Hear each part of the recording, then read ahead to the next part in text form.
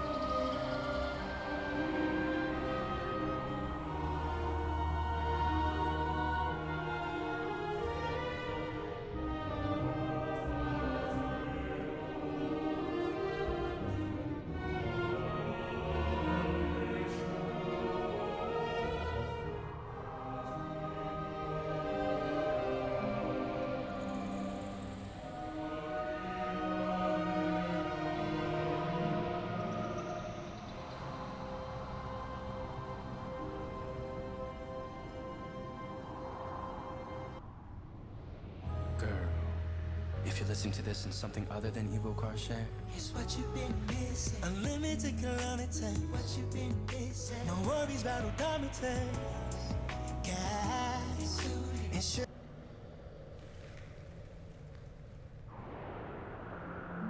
I am so sorry for that ad. That is my least favorite ad. I walked away for a half a second. Okay, let's just start up because I don't think I forgot anything. Afternoon, evening. Hello, folks. All right, I was trying to figure out how to put the chat up so I could read what you guys are saying. Somehow I've missed that. Welcome, heroes.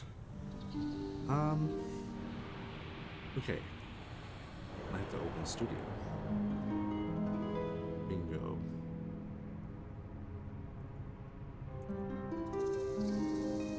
Okay, so we're in Hallowfall right now. See if I can access the chats here.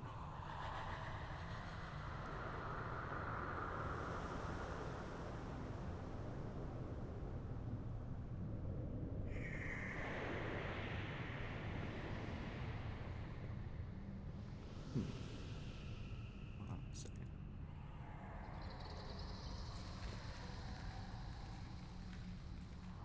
That's not right.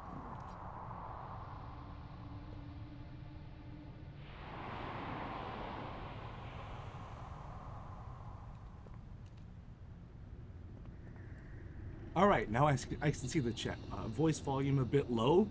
All right. Let me turn on my video game sound again here. We might get to see Beledar go dark on the hour, or pardon me, go back to light. Oh, what just happened to that? Oh, I just saw the chat.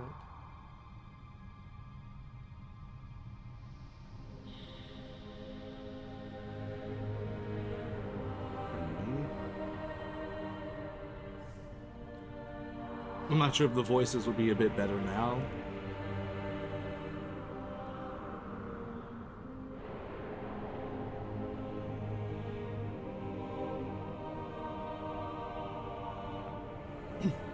All the posters? Yeah, those are from calendars, actually. So, what do we want to talk about today? There's a couple things. Bit more? That seems way better. Good to know. Thank you guys. I'm not really much of a streamer, so it's been a little awkward here, but I'm trying to figure it out, and it's coming as it goes. I don't know. I'm getting issues with mine.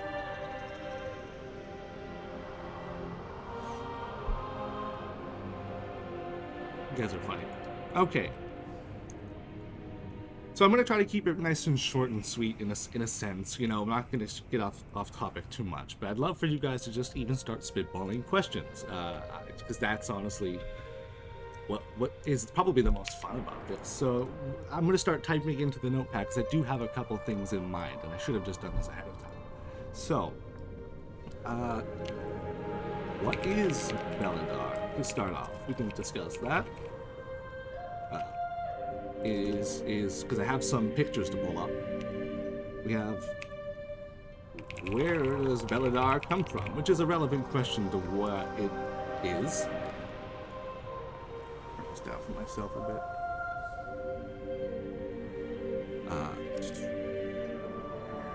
When will we deal with Beledar? Oop, where does Beledar come from? And there'll be some segues, because we do have some ideas, in a sense, to discuss. So, thank you guys for coming in. Enrique says he has his own theory about what Beledar is. Alright, well just lay it on us, unless you want to keep it for your own video. I mean, we have some little pictures to look at and stuff we'll get into, but, so Beledar was introduced here in the War Within, gosh, it's almost been a whole year since we first saw a glimpse of it at BlizzCon. And it's interesting that it's still a mystery, eh? After all this time.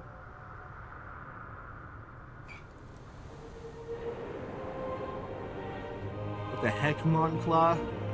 No, I don't use filters anymore, no. So yeah, if anyone is unclear about that, the first episode, I didn't have a good enough mic at the time, and I didn't think that it would even be very approachable. I just genuinely thought, oh, you know, it'd be fun to disguise the voice. And once it blew up, I kind of thought, well, if I'm going to make more, I'm not going to do that for male voices, because I like doing the voice acting. I had filtered it off of a performance before anyway, so.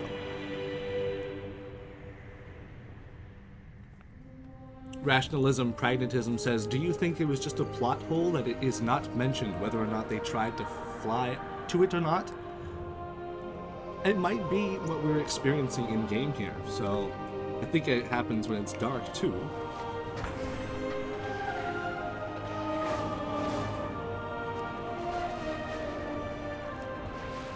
Just see what happens. Oh, it's going back to light, folks. Good timing.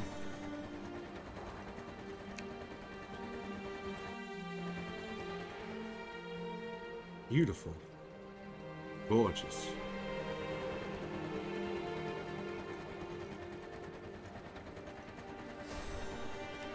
Enrique says, I think it's a cocoon made by the light to protect Azshara from the old gods, in a pact forged with the Titans. I don't know about motives, but the quote, the light has struck a bargain with the enemy of all, rings a bell. Yeah, it does. So what happens when you try to fly to Beledar when it's void infused? I actually am not totally certain on that either. I was about to find out, I thought, but no.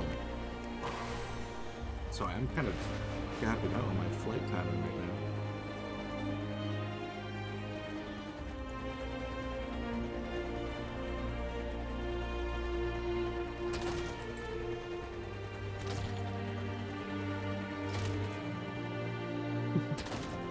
Whoa, well. This is a good way to start. I'm just gonna die. I should have soul stoned, maybe. This is what happens when you're really looking for the truth. You end up at the bottom of the sea, folks. Okay. Hello, Ronan. Hey, Ronan. You, yeah, you leave really in-depth comments. I recognize you.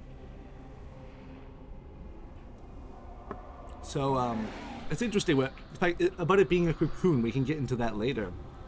Hello again, Rhino. Reno? You should tell me right now. Is it Reno or Rhino?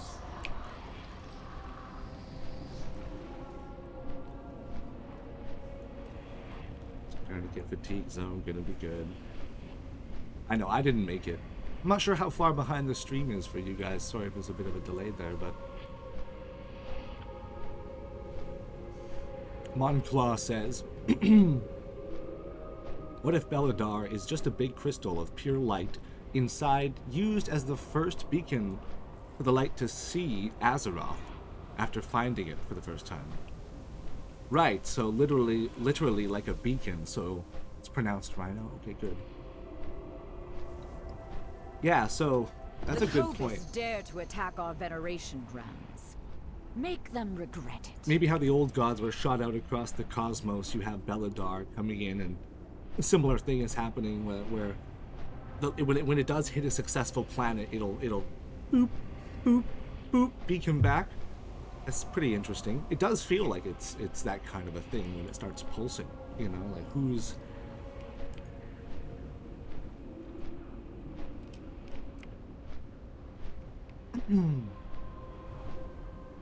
We already know where the lore in the War Within is going thanks to the whispers of N'Zoth in Dragonflight. The most cryptic one is the third whisper in that scenario, which would be 11.2. And is that the line that says like you will follow him to the dark places or to the deep places. You will follow him to the deep places. Dark waters will flow in his wake.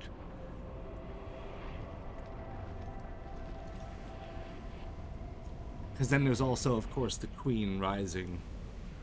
Azshara might be coming back. Dark waters. You know what I totally forgot, guys, is that I'm not flying out there. I'm a little scatterbrained at times when I do this stuff for the first time. So, let's return to the graveyard like good Shadowlands adherents.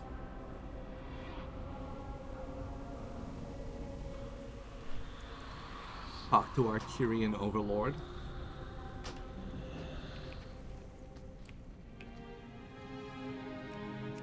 Yeah, so 11.2 being related to that Dark Waters quote could be pretty interesting. I could mess with that. That's a big part of why I'm already involved with it, I think,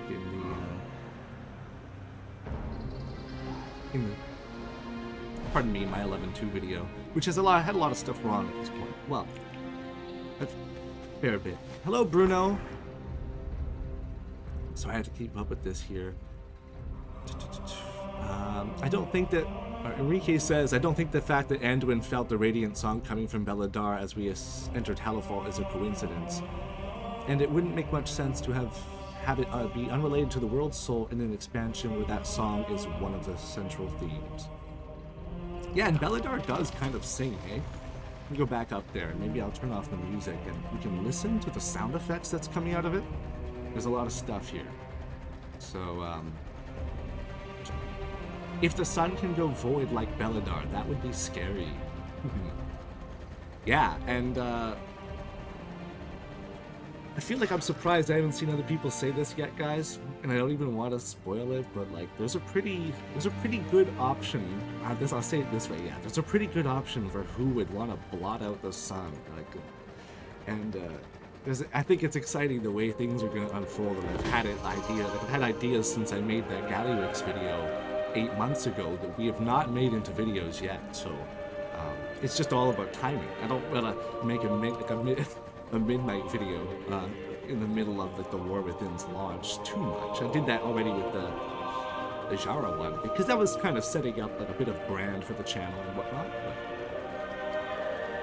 But since we failed and it's easier to kind of just pay attention to the chat for a moment, folks, I'll just say, yeah, you guys know you get teleported back to the shoreline in a flash of light. So maybe that's what happens to the Arathi, and that's the whole reason that happened. But anyway.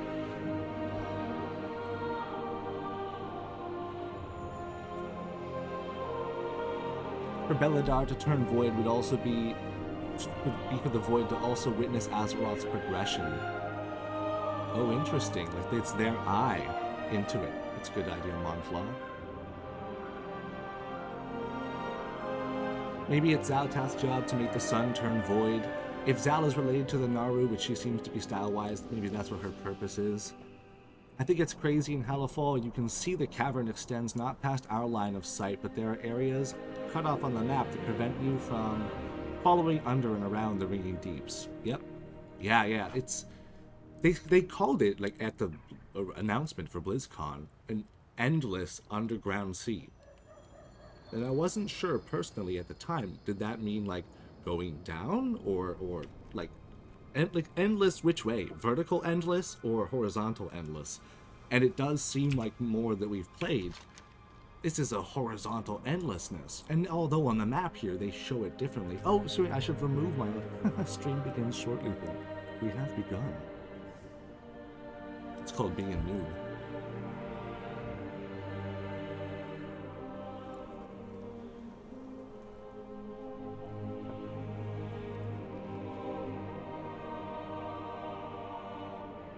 Monclaw says he thinks that's what midnight really is. Remember Metzen's words, the world will be plunged into darkness and fear. Yeah.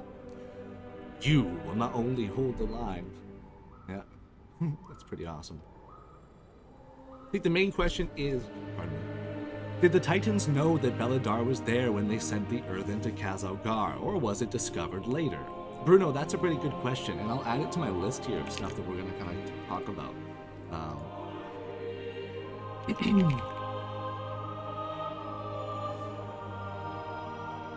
Because one of the, we'll just go into that a little bit now actually, one of the distinctions you might want to, like we would make between like, did the Titans know, is dependent on when it showed up. So if the Titans already departed and then even potentially perished, and then Beledar shows up, the keepers of Azeroth, who actually did all of the manual work on the planet, would still be there to like build stuff around it.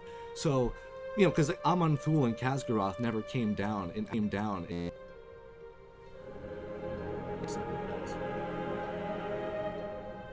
Is this still working pretty well? My bad, I hit my microphone and it was so sensitive.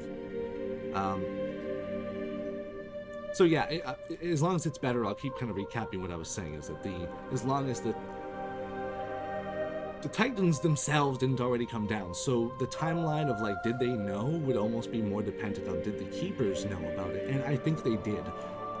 Was it always there to begin with, is, maybe there are some hints at that. It's interesting.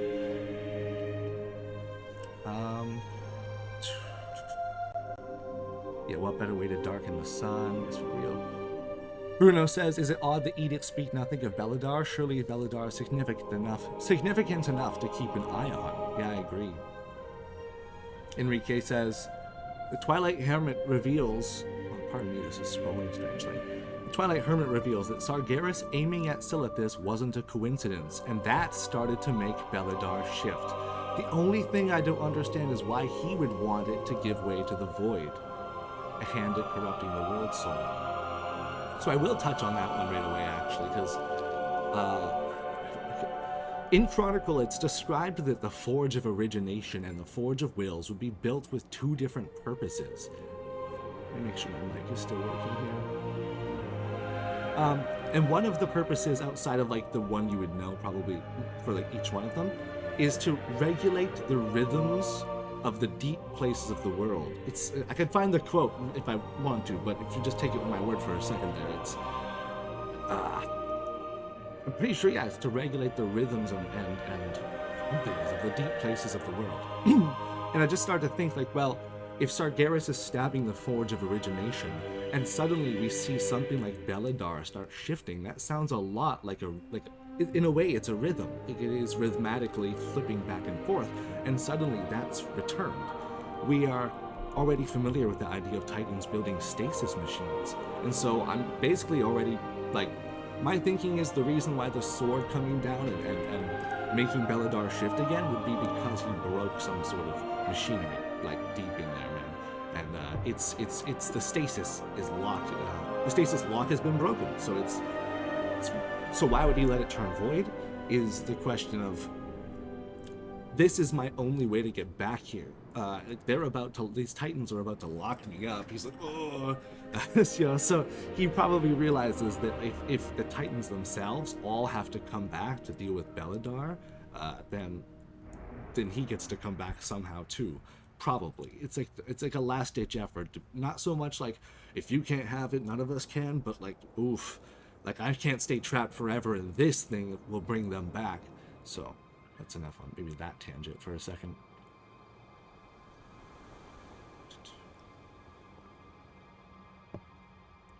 Rhino says, getting too close to the roots has a similar effect to getting too close to Beledar.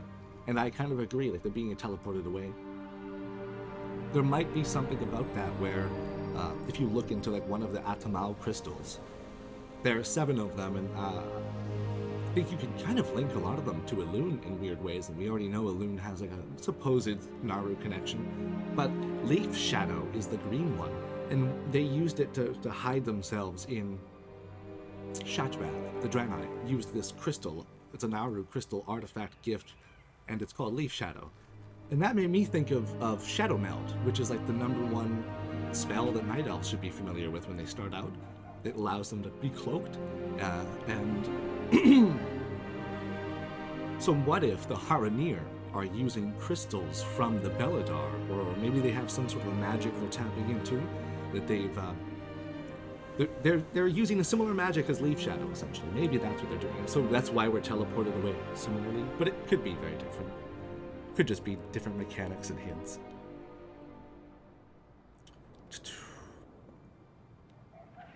If Beledar is the World Soul's cocoon, it would make absolute sense to build the coreway near it.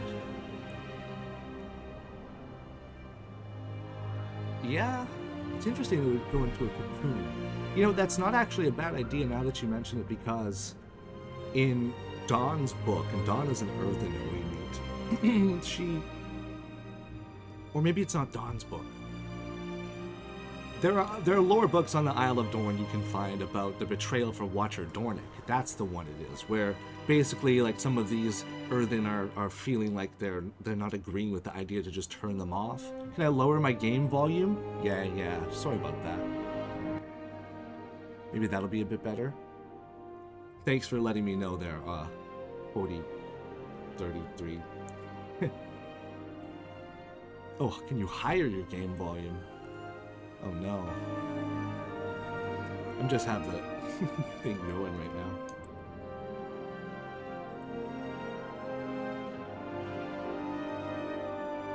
What was I? It's much better. Alright, turn it down a little bit. Yeah, sorry about that. Maybe I should keep it lower. Yeah, I shouldn't be trying to fight a bit. See, yeah, Legend LDG43 says, imagine if this were under Un'Goro Crater.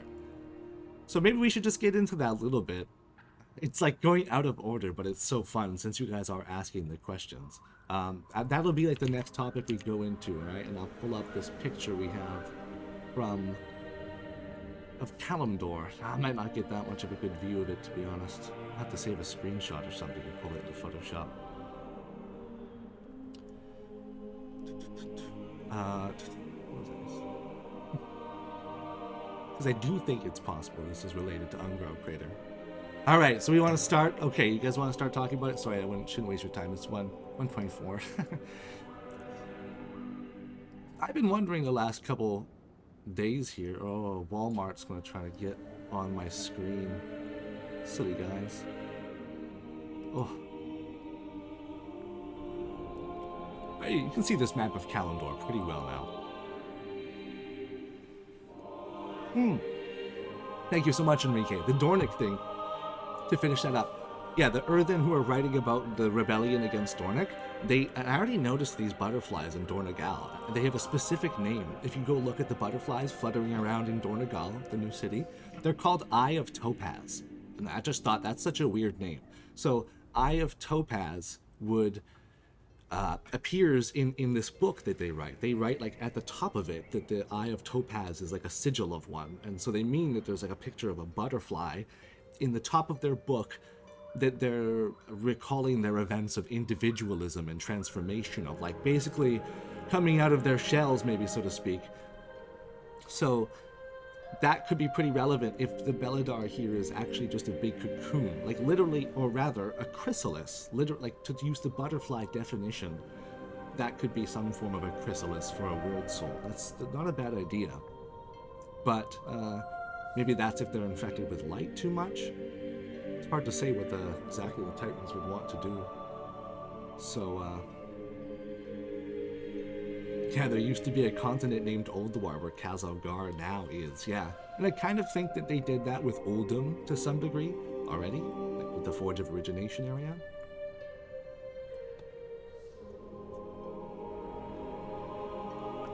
Monclaw said, it's kind of funny how Light and Life seem to be the dodgy places, no? Beledar and the Deep Grove / Ilune here. That's it. That is sort of interesting that we're going there. We'll face some sort of significant threat, probably.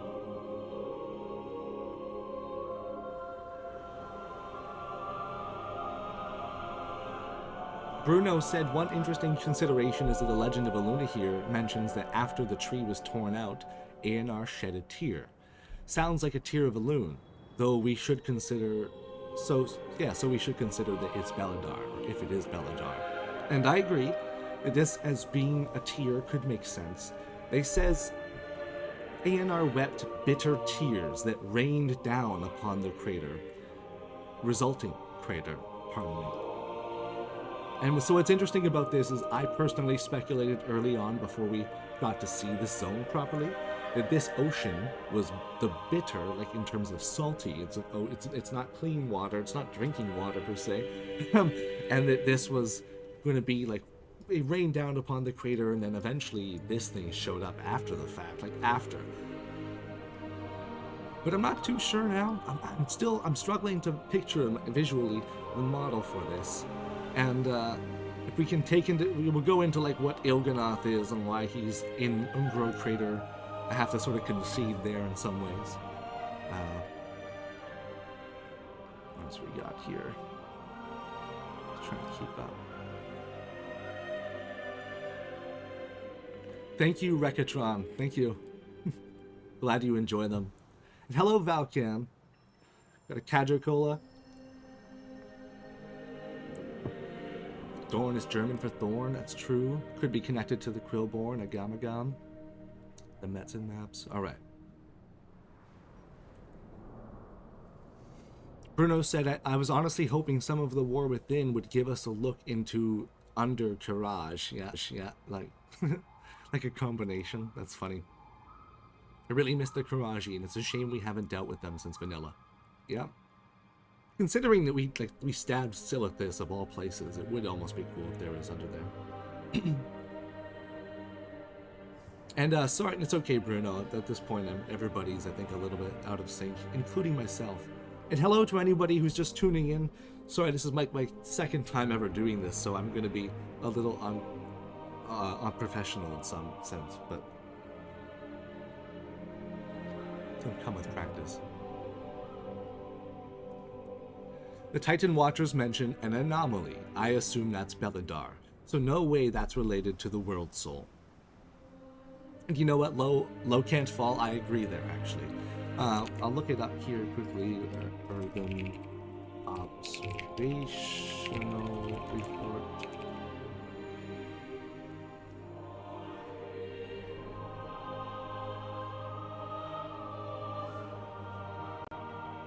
Oh right, Moncla, that's right. That's probably why I recognize your name. Don't worry about it. It's like I said, that's on Blizzard's fault. They've misprinted it in their own books and all that jazz. So, Wowhead. So, let's get that out of the way first. It probably isn't the World Soul because of the fact that there is, as was stated, there's some sort of an anomaly that is said to be inside of, here it is, there's the fissure, which is Khazalgar. So Khazalgar is already a fissure, which is interesting. Not necessarily a crater, and it's you know, a little out of whack there. The Watchers don't need to know everything about the Titans. We know Odin knows more than the rest.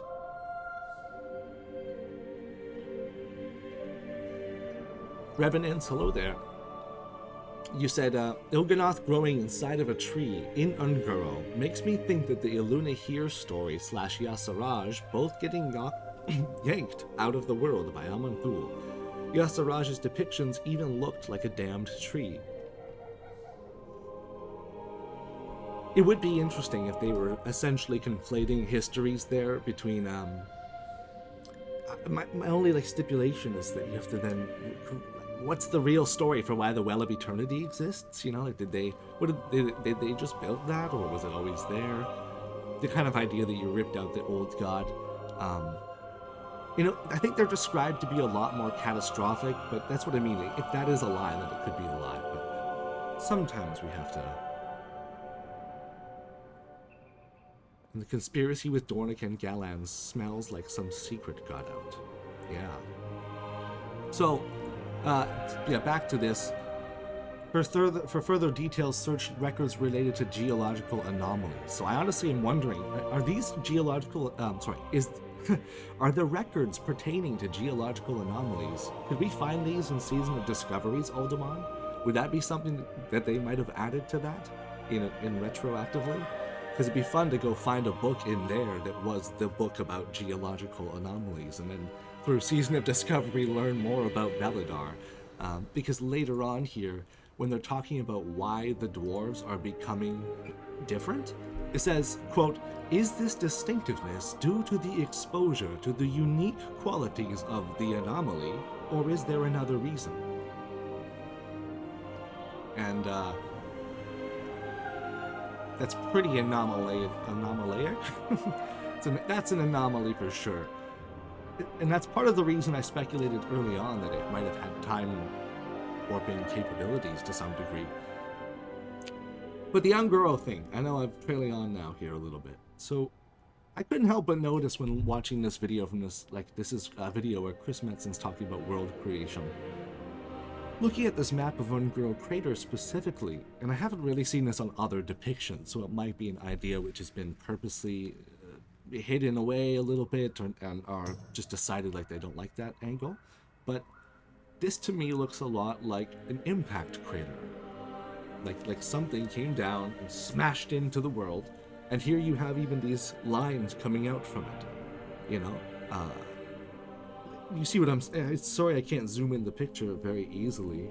We can try to do the little thing here. I do have Photoshop open. This is concept art of Beledar, so keep that in mind. Oops, not open.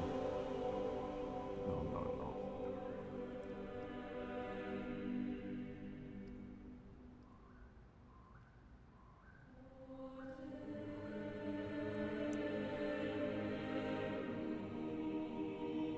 Chance to just paste. Oh, I was doing Alt. I'm so used to using my Mac. Alright, here we go. We can blow it up. Pardon my slowness, folks. I'm a little...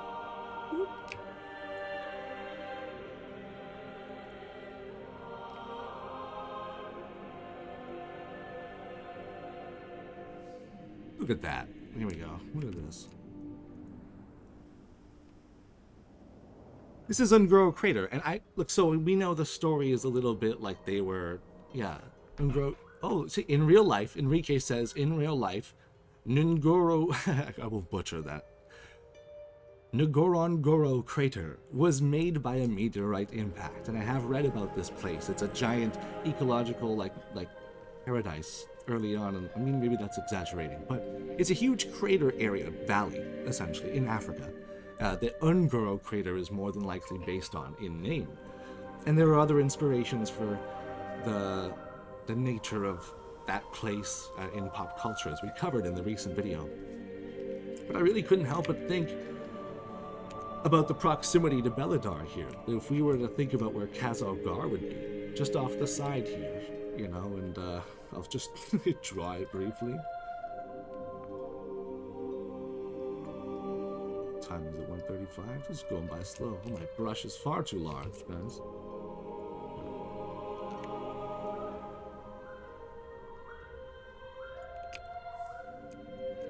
How close would exactly that be? My undos are being pretty slow. This is not cooperating.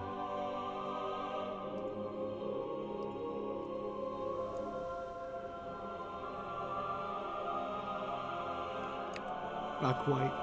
But you know, the vastness of the underground. So anyways, the general area of, like, if this was modern Kalimdor and we had all of, like, the Azshara stuff up here.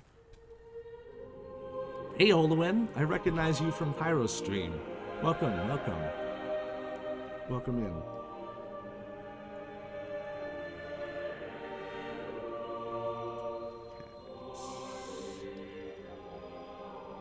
Ooh, sorry guys, I'm being so quick about this.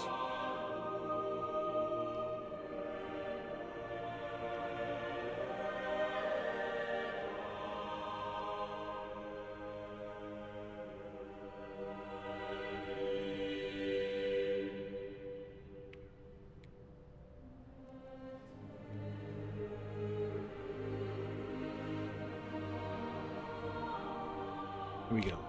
I'm typing out here. You guys can probably see this. So we have Un'Goro crater. I should say it as I'm doing it. That would be the practice I have to get into. We do have Un'Goro crater down here. You can almost see it written out. So I'm half wondering if it's possible that this Beledar situation kind of, you know, grab it, ends up flying down into Un'Goro Crater. Like, what if this is where it hit, and then boom, it ends up in the underground of Khazad-dûr? Now, is there any reason to think about this? If we get into, like, why are there crystals in these places, or what are the crystals used for, like, who created them, there might be a link there. This is highly speculative stuff because it's not, we're using an old map that doesn't really, it's not confirmed it's an impact crater. So, Rigman says, and hey Rigman, what's up, man? Do we really know how, do we really know or understand the scale of how large these zones are? It's possible Halifal exists under Un'Goro Crater, but we are just unaware. Yeah, my only concern about that was if it was like, if there was no tunnel, so to speak, you know, from the, where it intervenes, let's like kind of draw that out, that if I were to have like Beledar back down here in the ground again, I should honestly just like put it on its own layer.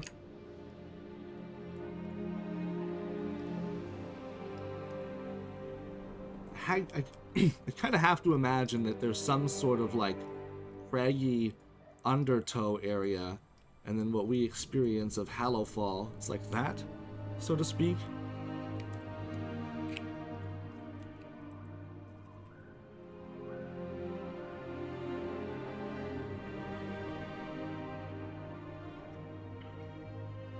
You guys say Frey attended to the wounded land.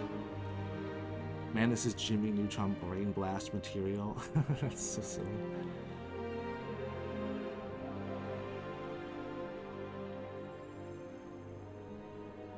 Was one of Azeroth's memories too? Did I miss here? Shards everywhere at Un'Goro Crater. Right, yeah, Lady Survival, that's a good point you bring up. So in the Radiant Echoes, we did deal with some of these crystal pylons and the remembered powered crystals from Un'Goro Crater. And they described something interesting here. I guess I could pull that up probably. Under line.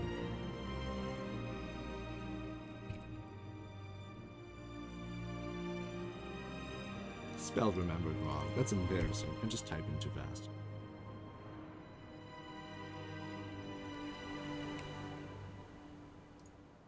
And oh, so I'll get back to that idea of like, what if, how do we know that Un'Goro Crater might not just be on top of Beledar?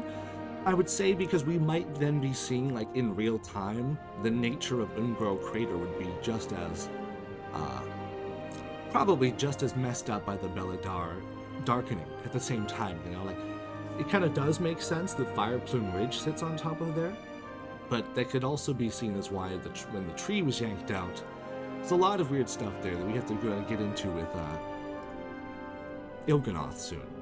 But this remembered powered crystal that Lady Survival brought up, the yellow text here reads, "The hazy forms of these remembered crystals flicker with a kaleidoscope of colors, continuously shifting between red, green, blue, and yellow." So this might be a new thing that we've learned. In this case, I think it is unique that the crystals, what we've often thought of just, there's red ones, there's yellow ones, there's green ones, these ones are actually shifting between all five colors.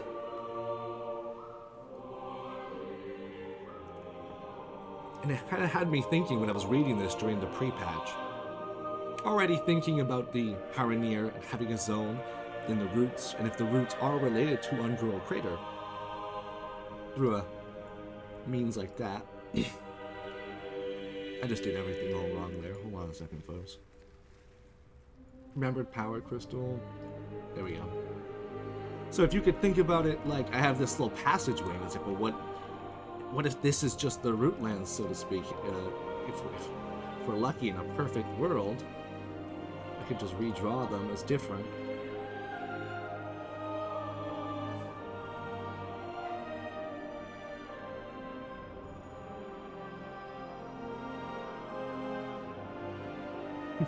I don't know. Try to think about how this all fits together when we have Halifal, root lands, and why they're going to reach down. It's a lot to think about here. We can just pull up pictures of it.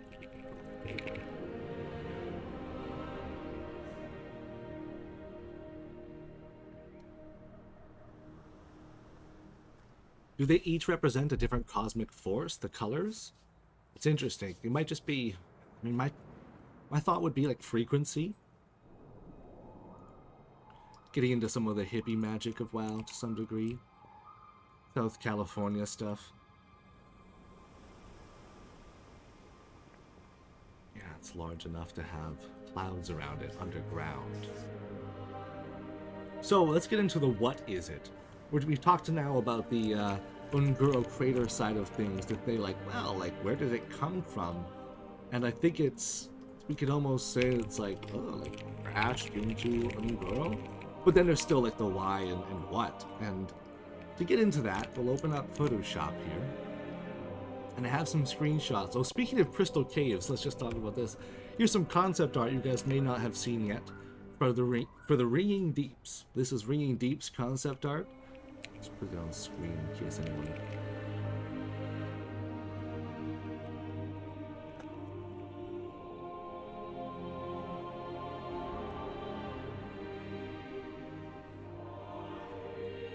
Oh, come on, whatever. Light crystals actually separate the 7 colors of the rainbow as shown by the Atamal crystal. It's like a prism. Yeah, and that's like the colors based on the frequency. If Andrasil's roots were able to traverse the land and breach Yogg's prison chamber, it's likely that these tree roots, yeah, could branch continents. You know what? That's a good point, because Andrasil is quite far off from, like, Grizzly Hills and Yogg-Saron's prison aren't even that close, and it's because Northrend is such a big continent, that could very well be the same difference of distance between Khazalgar and Un'Goro Crater. Could be. So yeah, this is like clear, cool crystal cavern stuff with even some fungus. And let's just say, like, we haven't seen this yet. It's up here, it's opposite. We haven't seen this yet. That would be really cool too, for sure. Maybe they'll shift colors. Gotta remember that death magic has several colors as well. Cosmic forces might just come in different colors. I think so. And when we're dealing with light, literally, like the force of light, that seems, yeah, pretty likely. And Ronan says, Ilune here is so much older than Andrasil too. And that's relevant in a sense because the tree was destroyed, it does seem like it prioritized growing where it still could. And I've often wondered then, like, to rationalize the distance, if you could think of Ilune here's roots really, like, they kept growing, but never vertically, again, that's all. Like, they just kept growing, though. So it might be a network that really reaches way further than we expect. And that is what Orwena says from Hello for Ashgahet. Some other cool stuff, look at this.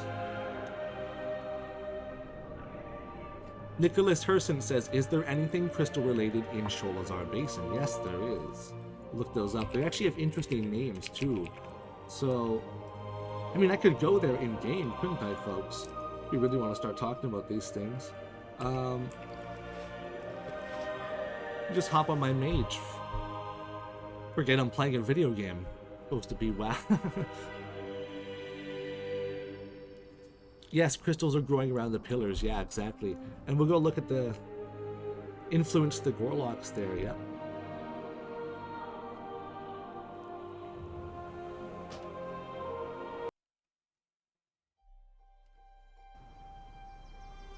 Oh, knows. What, time to read the terms of service? So instead of just looking them up.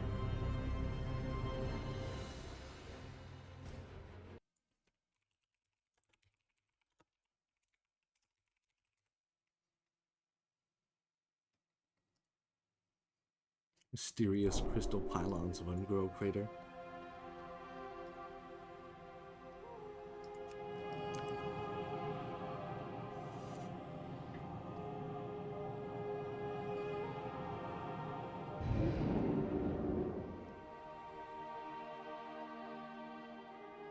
Bruno asks me, do you think there's any chance that we'll see the Karaji in the War Within? Really love those guys, and we haven't seen them since Vanilla.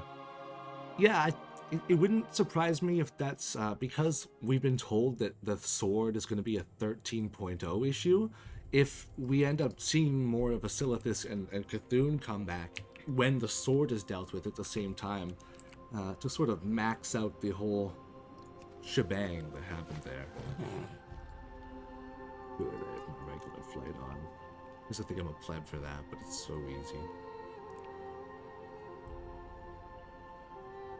I only just switched back. I think after dragon riding all of Dragonflight, I can't do it.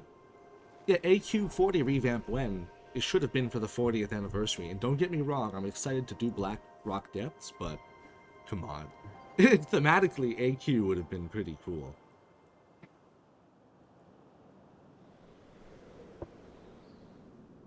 I would say I think less people have done Encourage. If a purified Sargeras comes back, I imagine he'd want his sword back. Yeah.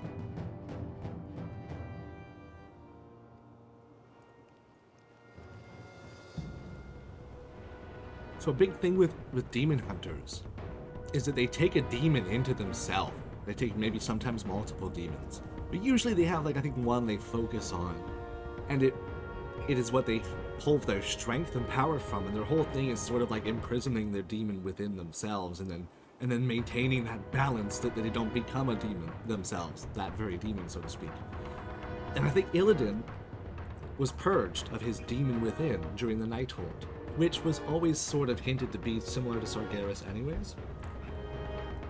I really wouldn't be surprised if Illidan, on the wall there, comes back like looking like Sargeras, and he has voluntarily taken on Sargeras' soul, like to jail him. Like he's already jailing him for one way, but the whole demon hunter thing is like jail the demon inside yourself and then use its power.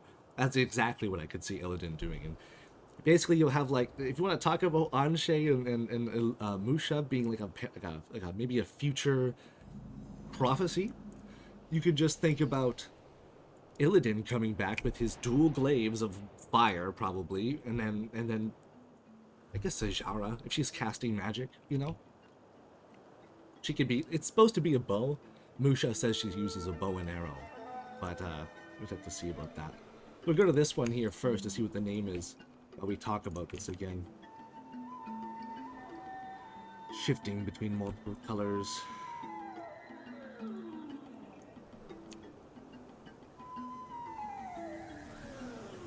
Even more crystals here if you guys look. More concept art for the Ringing Deeps.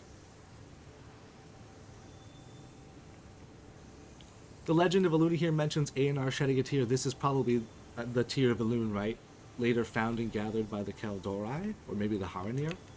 You mean Beledar? Because I don't know if that could fit. Like, tears of Ilune we have seen are similarly shaped, at least at times.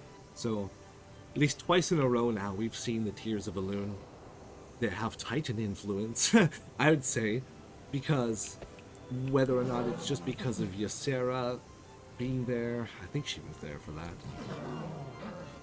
It's interesting. This area is called the Skyreach Pillar. Not too relevant, but so for those of you who are curious what these did before this red one was destroyed, this one, like when we go into Northrend, this has just been destroyed, and that's why we can go into Sholazar Basin. When Arthas and Illidan came to Northrend during Warcraft 3, they did not have access to Sholazar Basin, because a lot like the Dragon Isles and like Oldham, these were places that the Titans actually shrouded with technology. And in this case, these crystal pylons, it was like a retroactive reveal that Un'Goro craters versions, Skyreach and crystals, come on, actually you're right. Wait till you see what the yellow one is called. This one's called the Glimmering Pillar, for the white. It's almost like an amethyst, like purpley, so to speak. I'm not sure what powers these would all represent. Some of them are slightly more obvious than others.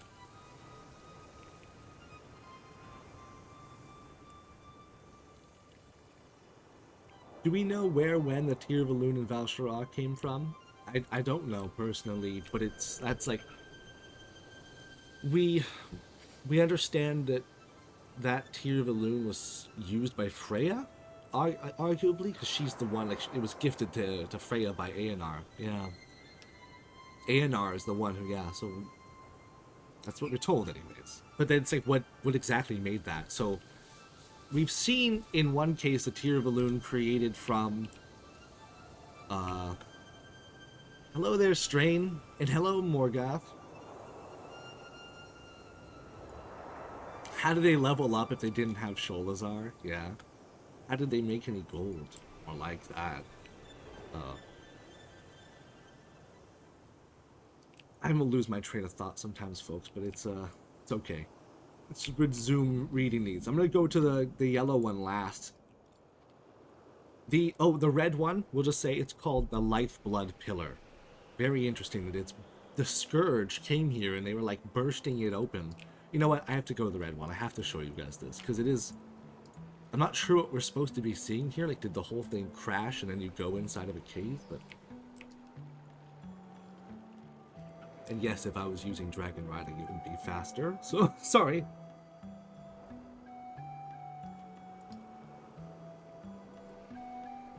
Pretty zones.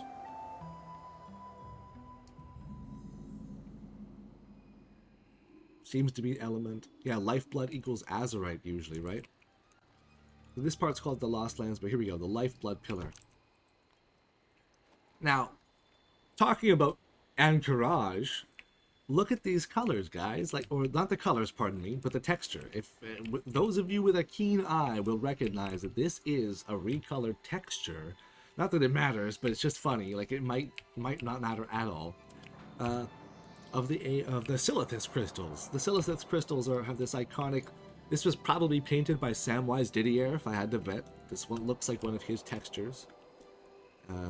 Very iconic. A little bit warped, but nonetheless. What really matters here. Bruno Pereira says I'm suggesting the tier of Elune is the tier shed by Aenar after Elune here was torn out. That could actually work if it was like one of the first, like Un'Goro Crater and like Sholazar Basin, one of the first places that Freya really went to, like the Vale of Eternal Blossoms as well. In that case, she would start out using the tier of Elune. That could be pretty interesting. If you look it up, Enrique, Samwise said in his like final goodbye that he even learned how to make 3D models of his own art. Which is, I mean, I could totally see it, and sometimes you'll, like, if he didn't do it, he drew textures that people turned into 3D models, because you can, like, there's a very distinct style there. You can tell sometimes, and boy do I miss it. Look at this cave here. So, to give you some perspective, I think what we are supposed to understand is that this thing is crashed down all along here. This pillar crashed, right? Here's the broken pylon.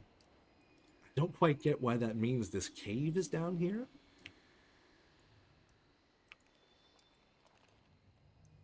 Because look at this thing, man. You can't go down there, but this is more than just a pillar, isn't it? It almost makes you think that they maybe did something elementally that brought up these crystals. And what if it wasn't even the Titans is probably a good question. Because you know who enslaved the elemental lords was the old gods, so they might have shown up to Azeroth with places like Un'Goro Crater and yeah, like this is way too big. This is like a huge cave. This was brought up from Deepholm in a sense, you know, like Therazane was probably involved here. So again, maybe that's an interesting thing. Like was Sholazar Basin close by? Bruno says he likes the idea that Serenite and blood of Yogg-Saron is the blood of Yogg-Saron, which it is, and Xal'atath being the blood of Cthulhu. Probably. Didn't this one get corrupted when its roots went too deep? Yeah, the World Tree. But that could be a really good point to like what happened with Elune here. And when we go back to Northrend, we might just see like a repeat a little bit of the story there to some degree. But the Nerubians have already moved into those routes, or the Furbolgs, probably, actually. So, after this, Cthulhite? Yeah, it could be something like that. So we have the Lifeblood pillar for red, the Skyreach pillar for blue, the Glimmering pillar for this light white purple like lavender almost color. Check out green here. Because the ones in Un'Goro Crater are not named. We don't get names for them.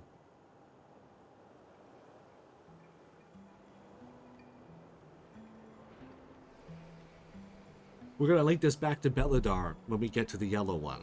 Alright?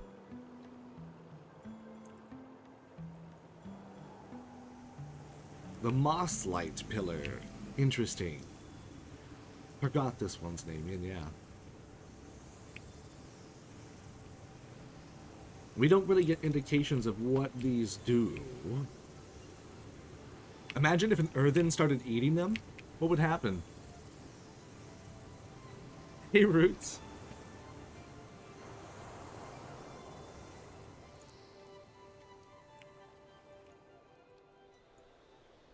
For anyone who doesn't know, this, during a quest line, will bring you to Un'Goro Crater. And it might actually just bring me there right now, but we'll go back there in a second. The Titans have a connection point between Un'Goro and Sholazar, and so it makes me think if the roots of Ilune here might have a similar thing. Spark-touched Haven, that's relevant. Spark-touched.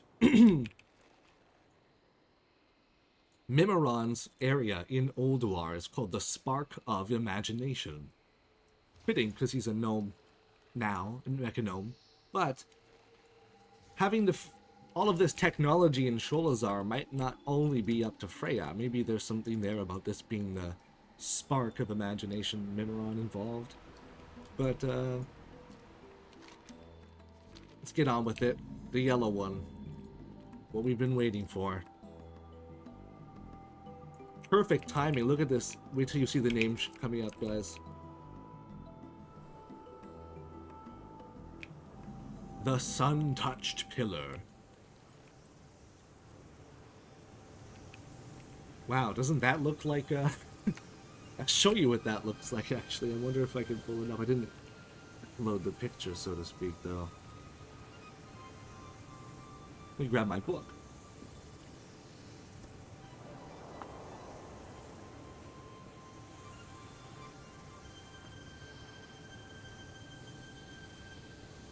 This is from the art of the War Within. This is concept art for the War Within. And these are some plants which we're supposed to see show up, but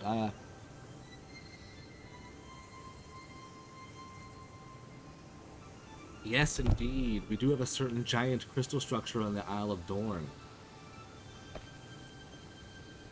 So what if these crystals, I mean, they might be natural, they might be something... Because here's the idea, right? It'll be a little bit harder to link this stuff to Un'Goro Crater specifically if it's all deep underground. If, like we saw at the Red Pillar, if this goes deep underground, it's going to be kind of hard to imagine that Beledar struck two places. Unless there's another one, right? So, when we go back to Northrend, wouldn't it be kind of funny if we found another Beledar-like structure? And that's part of the reason why we go there, is because they're two impact sites for whatever. But then we should get into, like, what is the Beledar? Because we kind of got distracted again talking about the crystals. And this sun-touched pillar is pretty interesting. They call it that. You know, sun-touched. It's way down here for those of you guys who can't really see too easily. World map. I'll pull it up. There you go. You see it on the map. It looks like the Apexis crystals from Draenor. Yeah, which they made. Enrique, I have not done the World Soul Memories. I actually haven't played the game that much yet. I do have a max level character. I just haven't. I've been making videos again, so whoops. But let's go back to Un'Goro Crater while we talk about the rest of this, if it works.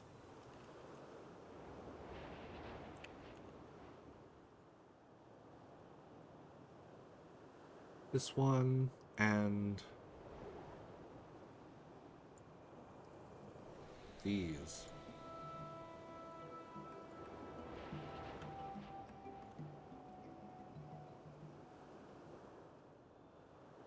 Come on now. There we go. Sorry, I'm being so finicky with this. It's not moving over.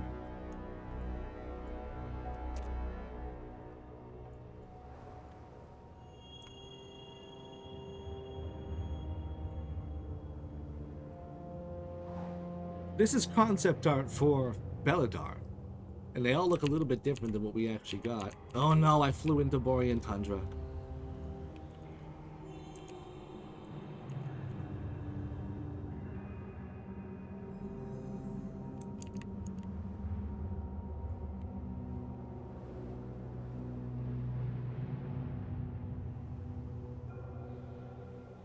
I mean, guys. Can that be ignored? How you speak with your goblin accent on videos? I don't know.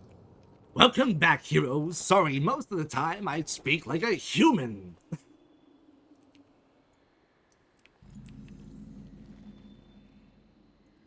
I do pitch it up a little bit, but for the most part it is me just kind of going crazy.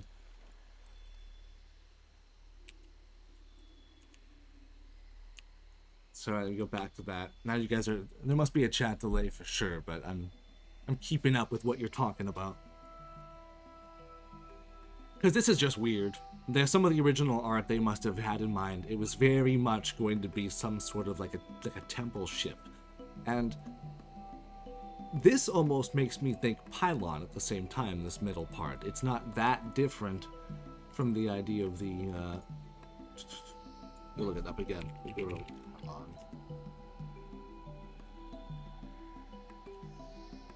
I also have them in the game right here to look at, but there it is, the goblin voice. I haven't warmed up today either, that's a big part, so. I thought you used some sort of software to make it more goblin-like. Only in the one first video, which was just like, I had no plans of being a YouTuber, so it was just like a fun joke video I made, and then once I realized that people enjoyed it, I thought, well, I cannot rely on that. So, kind of funny to just think about adding Beledar to the mix of those if it were to look like this. Pylon is an interesting word. I always thought of Torghast and Icecrown like pylons since Shadowlands, and I kind of agree that the way they are like conduits, like these, that's what this gives me the vibes of too. For some reason or another, at some point, energy would flow up from the sea below Hallowfall, I suppose. And it would flow right up and into the Beledar, and it would shoot up then something else. But what I think, besides the one that looks like Torghast is relevant, is this. This is a big thing about, like, what is it, guys? Because I think we can rule out, if we want to focus on the what's. Open up my list again here. Not a shard of creation here. Light. I don't think it's simply one of the shards of pure light that came from the cosmos. This is clearly a vessel, or a dominion, something that you could inhabit. There will be inhabitants, or a function that is very mechanical and, you know, made out in a sense. Whether it's like light magic artificier, or Titan stuff on top of it, and maybe they carved their way in, you know? Maybe whoever built that entrance actually carved into it. So, I could be mistaken, but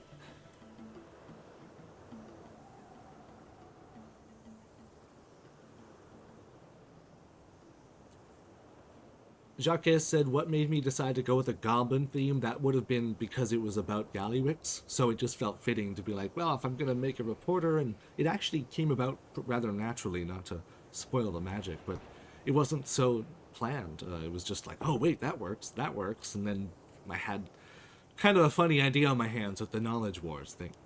But Do you think the Earthen in Deepholm came from Northrend? Or might have they reached it from Khazalgar? Well, Bruno, you might want to remember that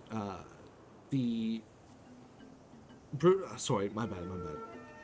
The Deepholm is an elemental plane, and it's not like accessible through physical means. So that's why we had to go into the Maelstrom, and that's why like Deathwing broke the world by coming out of there and breaking the world pillar. So, oh, hold on. Yeah, is that a pathway leading to the crystal? Yeah, what's that all about? Yes, it is. Sorry, I shouldn't have cropped it out. Oh, I see what's going on. Pardon me. I need it over here. There we go.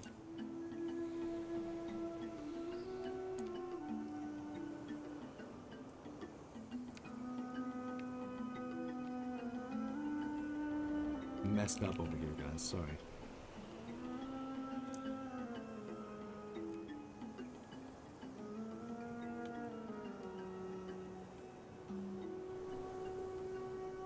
I kind of think that Anduin was gonna do this, you know?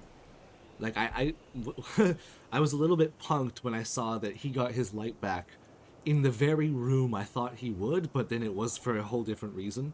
Khadgar's resurrection.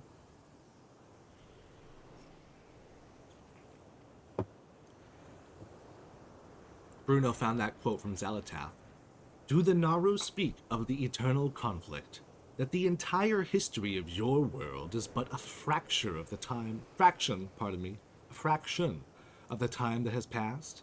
Of those that came before the Draenei? No?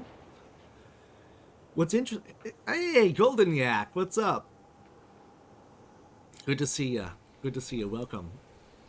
You, have always been early on, like, gosh, 10 years ago, big inspiration to do just, like, fan art and stuff for WoW. So, and you might not even know this, but I've done, like, box art of your logos from back in the day. Like, those... So that's pretty funny to... I love the fact that you're kind of watching here. Thanks for tuning in, man. The eye pain of a mega dungeon of Beledar. Okay, so... But let's, like, don't you guys think it would be pretty cool if we got to go inside the Beledar? It's not to toot my own horn here. We'll bring this back in a second. Oh no, go away. Access. Level 2.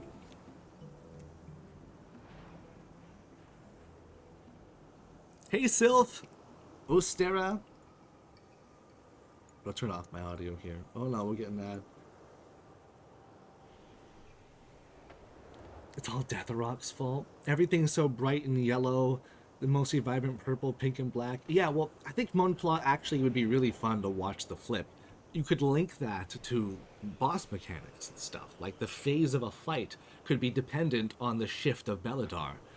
And if you look in the video around here, I actually start to suggest that kind of a thing where we get to see the raid prediction. Turn those off. Having these visuals of going inside and then, you know, reliving all this cosmic grandeur of the Tempest Keep, like I said, which would be fitting for midnight, but in terms of to bring us into midnight, yeah. Look at this. Come on, don't you want to see some... And then all of a sudden it darkens, and then you have to fight harder. This could be a mega dungeon, but I think it's more like based on the importance of what Beledar represents in the story, it's probably going to be a raid. And it's large enough to have a raid, but the question would be, what's the setting of the zone? And, don't sweep Daddy Deathrok under the rug. Yeah. Final raid, perhaps? I think so, Rhino. Yeah, I think that going inside Beledar, I think, like, as I show here, the idea that we are too late and the Beledar blows up. I could do a better version to that now, but this is what the art I made for it.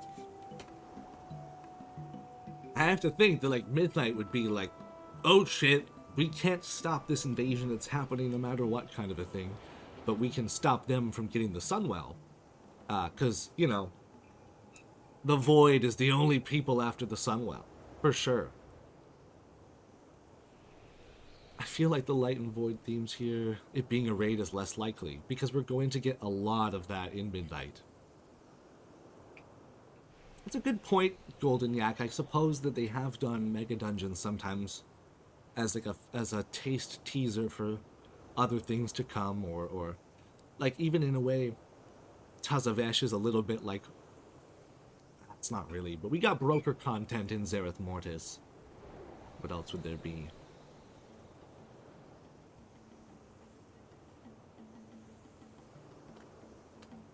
Interesting. Hey, Lock Dog. It's good to see ya. Nice to see you popping in here. Guess I could go through some of your Vishnu stuff. Not Vishnu, sorry, it was, what was the goddess's name? Just the Vedic stuff you sent me, though, from the Hindu text. That was very interesting. About which goddess was that again? I don't have Discord on this system. So back into the game here. Yeah, all these different pillars, though. Very interesting. Like I said, it used to be shrouded. This is one area. Got one area down here. Stranglethorn Vale is pretty tropical. It's in a similar spot. Maybe there's something installed there that we don't know about. But at the same time, there's always Zandalar. I'm just trying to think about like a trifecta or quadruple areas of pylons. Like how many... We have, I think, 5 pylons altogether in this zone. 1, 2, 3, 4, 5. And there are only 3 in Un'Goro, as far as I've been able to tell. I don't think any of them are destroyed. Maybe they are, and we just don't get to see it destroyed, but very interesting. So, I've wondered, and I pitched this idea to Pyromancer, because I know Pyromancer likes to think like that there's a false sky, literally. Which is, I don't know why that's there then. They should just hide it. But I'm just joking. They, you know, the idea that they might have like a veil over Azeroth to hide certain things could actually be substantiated by the Beledar. What if the Beledar was being used as a pylon? Just like one of many pylons, and then when Sargeras stabs it and breaks its stasis, it could end up starting to... Oh, we have cool music here. Look at this. Path of the Maker stuff. Dragonflight Mega Dungeon hinted at the elements of the War Within with the Dark Heart and everything. Yeah, Golden Yak, that's a good point. It lowers the stakes with Beledar. As you saw, I was really partial to watching it blow up. But we might get a happy ending. Like if you've ever seen The Dark Crystal, guys. I don't want to get copyright struck for accidentally bringing up the movie. Let's pick up pictures of it.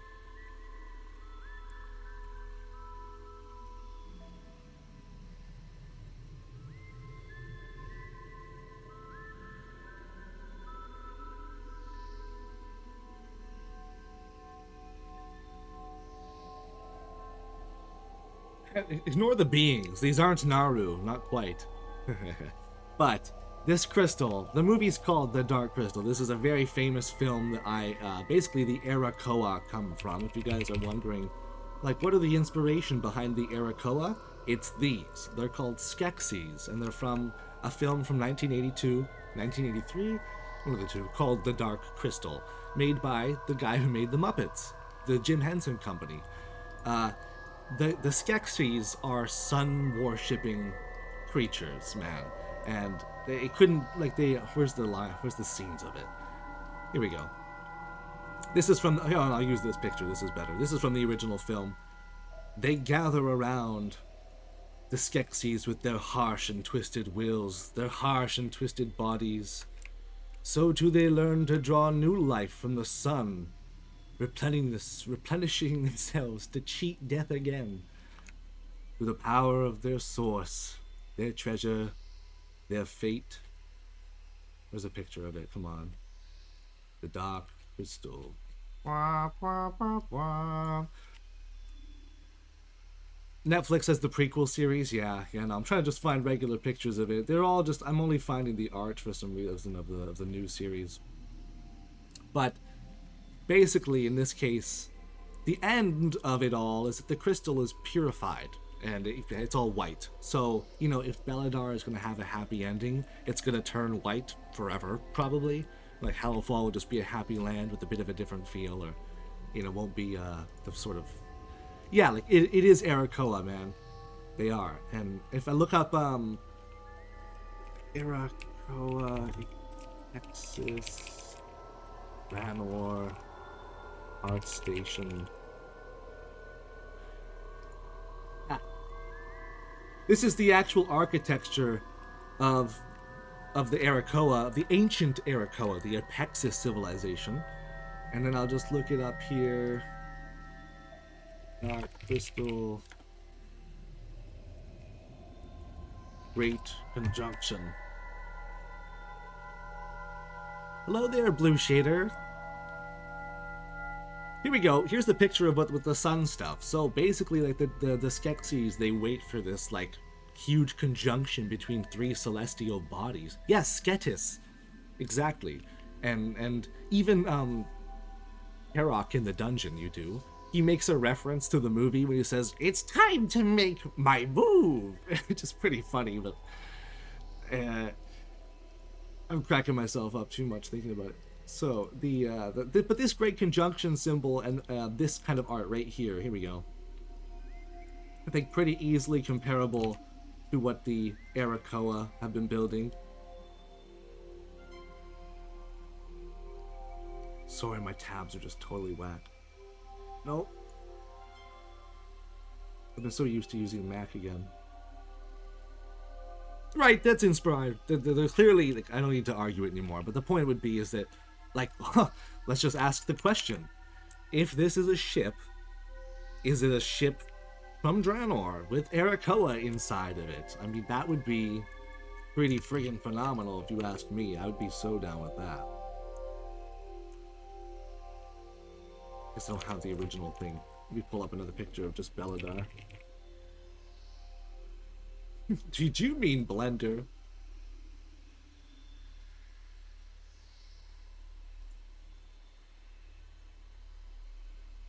So then, like, why is it shifting would just be the question. Terok's demise is merely a setback. Matt Marinovich says Gelfling? Yeah, that'd be awesome. I want... Gelfling are a bit like, Night Elves to some degree, I suppose. Ronan Hare says, so go look at art for Skyreach, the capital of the Arakoa from Warlords. There is a ceiling design that mirrors the exterior to Beledar.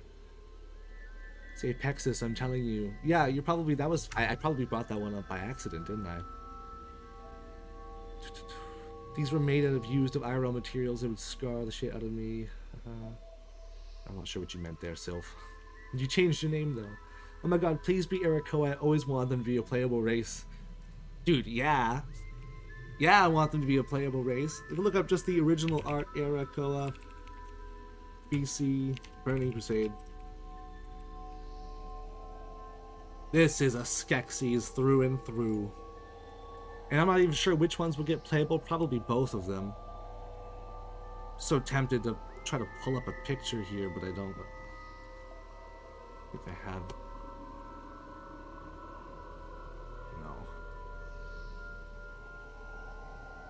I think there could actually be like ogres and Arakoa fighting in here. I'm not sure if that makes sense, but it'd be pretty funny if they like summon the army of the light through there or something and Urel's just dead already. Yeah, ogre and Arakoa. I know what you mean. Like they have to have both of them. Same here, they look so cool. This music has been perfectly eerie. Away gate. Ah, man. I guess you have to be on the quest. But that usually...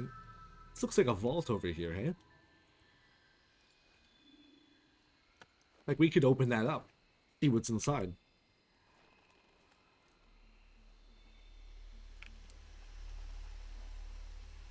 Oh, yeah, Sylph. Yeah, they're not, it's not CGI. Like, those were puppets, yeah, which is so cool. Like, the handcraftedness, I've always wanted, like, I've done a little bit of sculpting, but yeah, it's pretty interesting. Rhino says, thoughts on Beledar being a stolen vessel by the Arakoa to escape light-fused Draenor. I don't know if the timeline would make sense, but it is interesting. you know, some people, if I were to whip out the Chronicle 2, I could probably read it more verbatim, but I've heard people say that, like, the Arakoa Apexes, they disappeared at the height of their civilization, and that's technically true, but it's a bit of a simplification. It's described like they destroyed themselves trying to fight over the Apexes crystals, and that, like, there was one giant tower in Iraq, and then it blew up and became multiple towers. So the idea, like, you know, maybe the ship took off and that happened. I just think we have to be specific and say that there was like 85% of the Arakoa died that day, and the only ones that lived are the inherits of Rukmar types we see, and then the broken ones as well. Eventually, far long after. But I mean, the ogres and the Apexes had an alliance. Did they, right? I was thinking, does the timeline add up there, but I'm not too sure. So we should probably begin the Un'Goro side of things to start wrapping up. I'm going to go make my way to Un'Goro Crater. I think I can get there to the Caverns of Time and fly over there. Hey, aren't you too big for a goblin? I'll be down here. No, yeah. Jacques said, I think the Haranir are either proto-dark trolls from a different branch of the original troll race that would go on to become the trolls that we know today. I could see that. Like the, with the way, like, the ancestry would work, I think you'd have, like, whatever dark trolls are, some of them left to become Zandalari and Night Elves, but then some of them just stayed underground. So, like, there are still dark trolls we meet on the surface, but then it's, in a way, it's like, if you think about the way they branch out, one goes above and then the other just kind of hangs out, and it's not quite a dark troll anymore in that regard.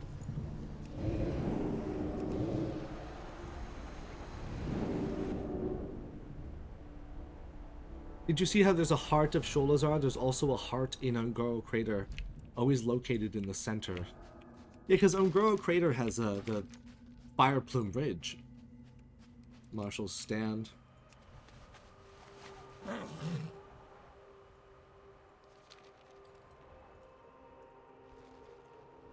I'm pretty sure you can look it up to, we just do it together. Oops. Should mean the Godlands. The Haranir are the missing link between the trolls and elves. I think they could be becoming elf-like for a different reason. It's possible that they,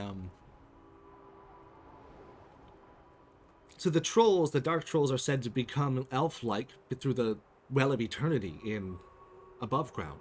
And the Well of Eternity, it's what happens is when they go there, they start worshipping the moon goddess Elune, who they believe is bound to the Well of Eternity.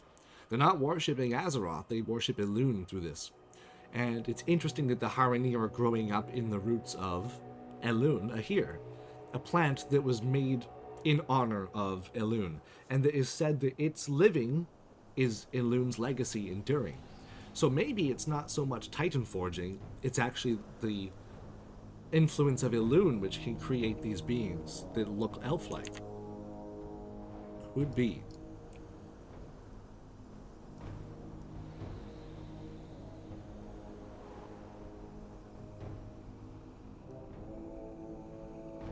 They had a divide when the Anhar Order and the Skalaxi were the two separate factions of the Apexis. And then one declared they started fighting over knowledge as well, with memory crystals. Which, if you guys might recognize, memory crystals are coming up in the new Earthen quests. Pretty interesting here. Some of the foliage we have.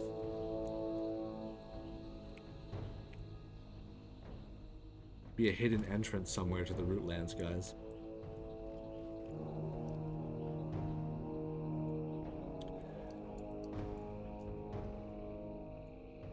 Dinosaurs in Un'Goro never made sense until it was revealed that the proto-drakes originated from the elements. Seems like it could be the same for the dinos. Yeah, I do think it's probably a little bit likely. It has a bit of a, like, Dinobots, Beast Wars feel to it, I guess you could say, like the Transformers. if they just came from stone. Like, were they created by Agrimar as well? Because I won't lie, guys, if this is weirdly enough one of the first theories I ever had as a kid about WoW. When I went to Draenor, Outland rather, and I saw they had nether raptors. I'm like, wait a minute. I guess if I ignored the boars and I ignored the wolves because they were so close to the dark portal, I thought, maybe they brought pigs with them and wolves as well. I didn't actually know that the frost wolves were like a thing at that time.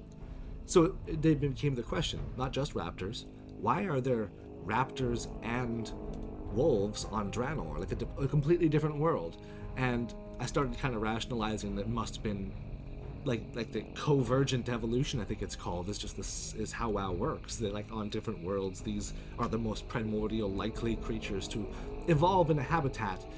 And then lo and behold, we end up learning that, oh, Agrimar shaped both worlds, was involved in the shaping of both worlds. He got to, he got to Draenor first, and there's Draenor has dinosaurs, man. It's just pretty weird. We just haven't seen most of them. We learned that Tyr captured dinosaurs and experimented on them. They were not born from the elements at first. That's insane. If I looked at that's... I remember going into that area and seeing the little projections of the different types of proto-drakes he had created, but that's very interesting. Yeah, the Haranir with their namesake of Gahanir have been influenced by Elune here, for sure. Gahanir and Elune here are...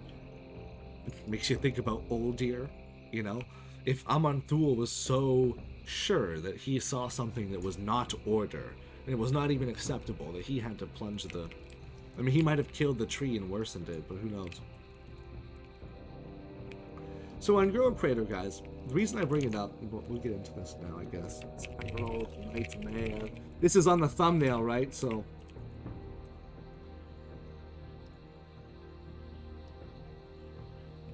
For those of you who might remember doing Emerald Nightmare, pardon me, we go to Un'Goro Crater for the section where we first fight the Il'gynoth, the Heart of Corruption. Very famous at this point. And I won't lie, like, I kind of ruled out the idea that Elune here was from Un'Goro Crater because it was so obvious. I thought, okay, it's either like extremely just meant to be simply like Occam's razor and there's no question about it, it's Un'Goro. But like I just thought, no, this can't be that simple. And I was one of those people who tried to say that Elune here was its own thing in Khazad for a bit. And I think I understand now that this has gone, you know, the proximity works. Yeah, it's not going to be the craziest thing in the world to think that roots just kept growing for millennia that direction, and so it had nothing to do with how far they had grown when the tree was ripped. They kept growing like outward, and so they extended far beyond the life cycle. Like, I guess I can concede and just say I over complicated it in my mind, and if anything, it just makes a more cohesive, cool theory to be like, hey, this is related to one of the original zones in the game. And that's part of what I was hinting at in the new video when I involved dinosaurs. The Dimetrodons are here, but there's no Triceratops. Where there are Triceratops, the first place we ever see dire horns is the Isle of Giants, which is not terribly far from Khazad either, in terms of actually they're about the same distance away, if you want to really compare it on the map there.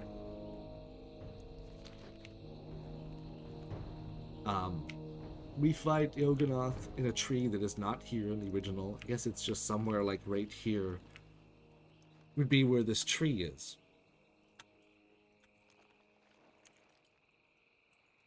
So they re-terraform this a little bit. Maybe we come at it from this angle. That looks kind of familiar. So anywho, with WoW, the obvious is usually correct. I know. This could very well be where a tree was ripped up, right? Could also be an impact crater, as we were saying earlier. Just as a fun line of thinking there. Where is it? Why is this up here?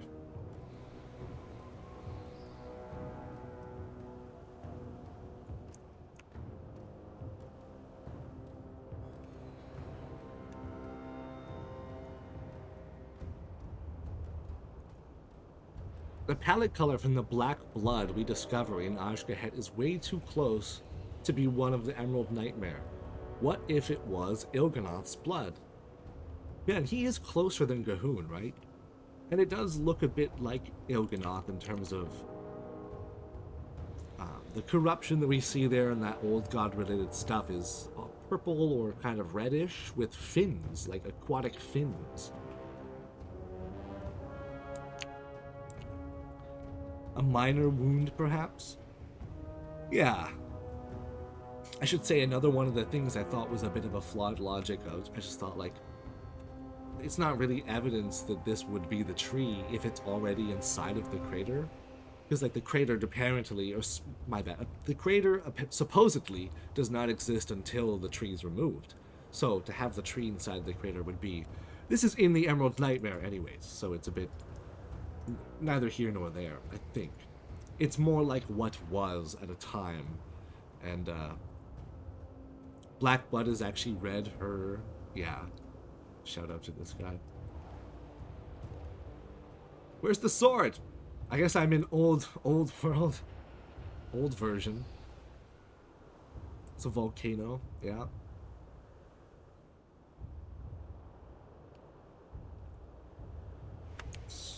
So there's not much music happening right now. Couldn't find the quote there about it. Some of you guys may have heard before that the Karaji tried to invade Tanaris once, and they couldn't go into Un'Goro crater. Is that black dried blood? No, it's lava. It's just old 2004 style graphics lava. How they used to do it. It's funny because this will look better if I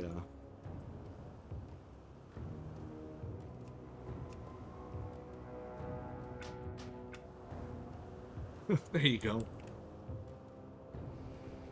True peak graphic design. Not even joking. Looks better.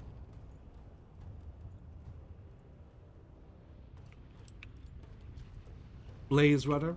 You know, this all could be a little bit relevant to the Beledar and some of the stuff that's happening down there. Scorching elementals. I just don't think it's as close. I think it is more like it goes way down. I'm not a scientist, but how are volcanoes made? If the three experimental zones of Freya were lakes at first, maybe some of the elemental stuff happened in Un'Goro, which forced Freya to move to Sholazar instead? Maybe I'm just misunderstanding that with lakes, but... So what creatures do you think are depicted in the mural in Azshara? They don't look like quite like Nerubians nor Akir. Some of them look like mantids to me, I think, right?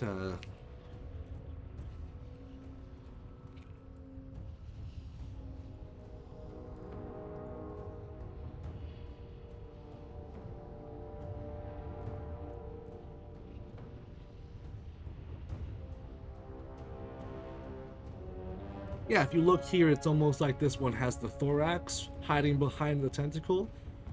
So I think these are mantid. Water basin, yeah, it was full of water.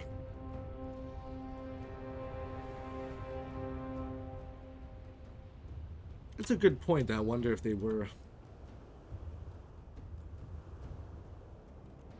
Yeah, that's a good point, Golden Yak. The Un'Goro art is pretty awesome. Be journey to right.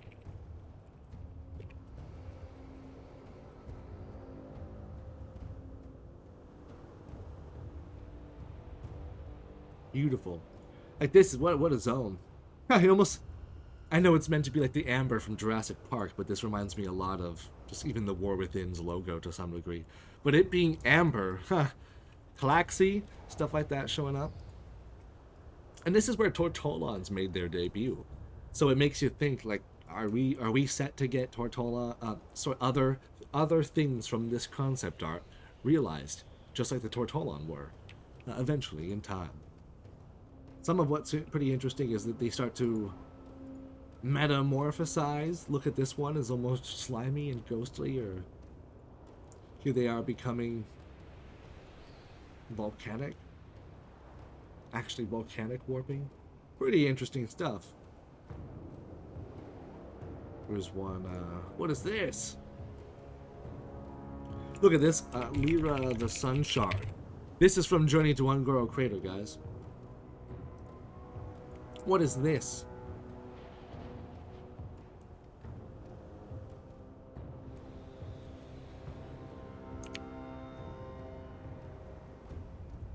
I don't have any pictures of Beledar up anymore.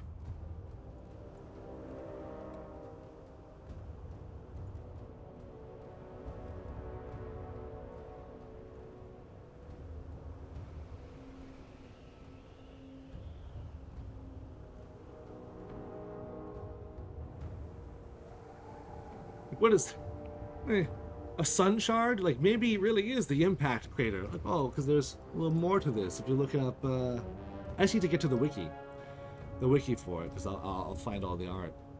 Crystalline light.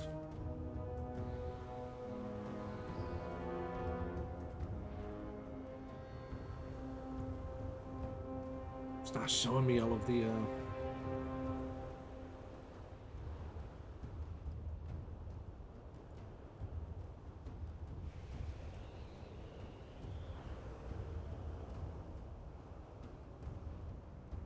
Being very slow here.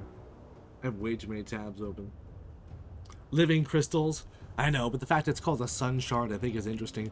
Because if you link that to the Sholazar one, it does, like, the yellow ones there are called the sun-touched pillar. I'll go to the crystals. They're over here at Marshall's stand.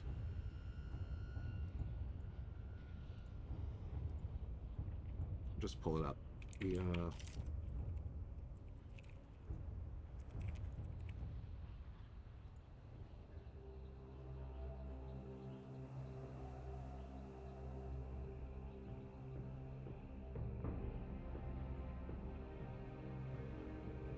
Here's the other side of that waygate we were talking about. And the Etimidian.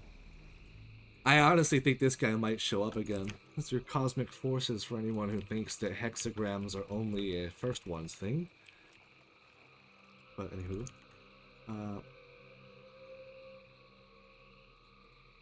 Pretty sure if you look at Etimidian meaning. Oh, right, we find out in quests here. Albert Plays, hey, thank you for tuning in, man.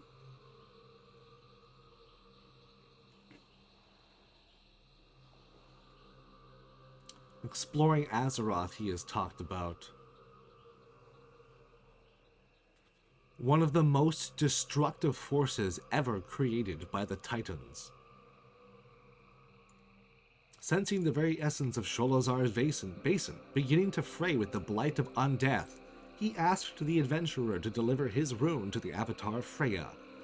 So, what if in the Rootlands we see another avatar of Freya? And we see, I mean, that's it could be Torkali was sent there at some point, and Hearthstone is only not canon until it is. I find this to be absolute BS because Hearthstone artwork kind of explains a lot of stuff. Yeah, it does, doesn't it? So what I'm going to try to find here, in terms of like impact, I already have it saved on my computer, but it's somewhere on a different laptop, I think. Oh, my bad. I had to click it one more time. No wonder.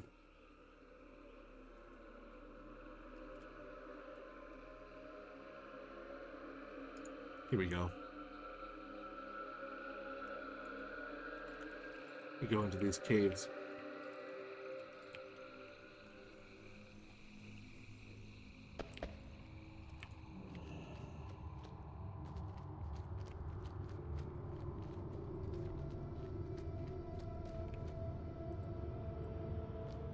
The Shaper's Terrace, area was called beforehand. They're making ringing sounds.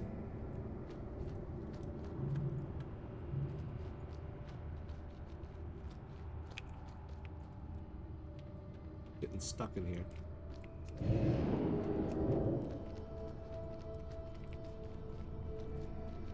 Ooh, don't want to attack him.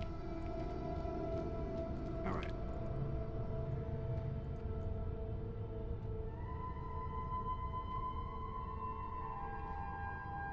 Whoa. What just happened?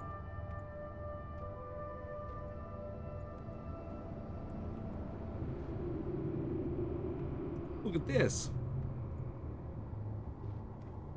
Why would there be art of a meteor impact for Un'Goro crater?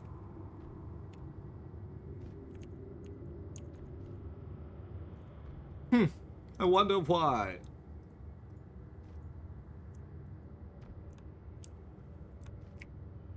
Oops. Almost 3 o'clock here. I will have to wrap up in about 15 minutes, guys. It was planned to be a short, like 2-hour stream. I'm really thankful. I want to say again, like anybody who's come in, I've not necessarily acknowledged like the newcomers who aren't speaking up. So please do say in chat. But this has been really fun to just kind of focus on some topics because I can be really scattered-brained, and I like answering your questions in long form when I have the chance. And I know at this point, probably feels like we only got through a couple things here, but we covered some of these topics. You know, like, do the Titan Keepers know about it? Yeah, it's probably the anomaly mentioned by Keepers. Let's just put it that way. When will we deal with Beledar? Mega Dungeon or 11.2 Raid? Where does Beledar come from? You know, crashed into Un'Goro. We talked about it being Texas based. There's obviously the very likely scenario that it's Naaru based. You know, like there are 5 virtues of the light. There are these the Beledar, I believe, brought to the humans who would become the Arathi, and the Arathi have ended up basically through Beredar's long form, probably in, you know, yeah. Thanks, so stupendous, thank you. But yeah, I'm gonna go see the new Transformers movie. I feel like that would be research worth doing in a sense. I'm not like a huge Transformers guy already. I like the lore, how it's complicated, and there are some really cool ideas there that I think have definitely inspired the Warcraft universe. So go check out Transformers 1. Plugging it. But straight up, guys, like, I know this is just concept art. Etchimidian comes from etumon in Greek, meaning a true sense of the word according to its origin, which means root. Yeah, so that would mean like when we talk about etymology. But that's interesting. Yeah, true. I wonder why they called it the Etchimidian then. He is the truth.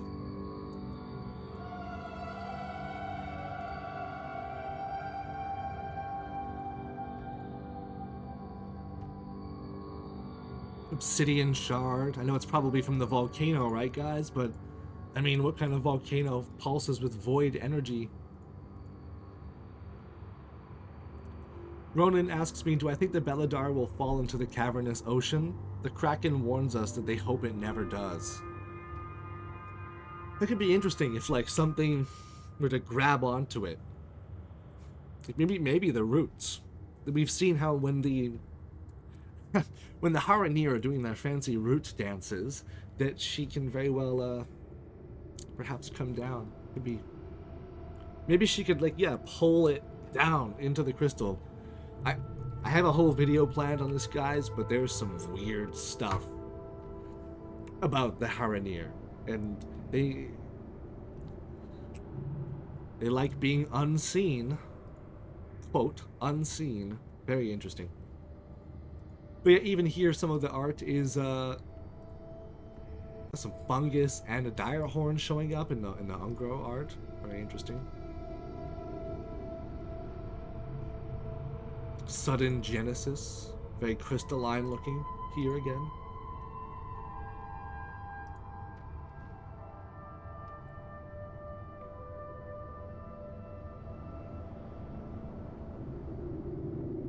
Amara, Warden of Hope. She's even called a warden. Look at that. Very much looks like an Arathi. An Arathi Titan, anybody?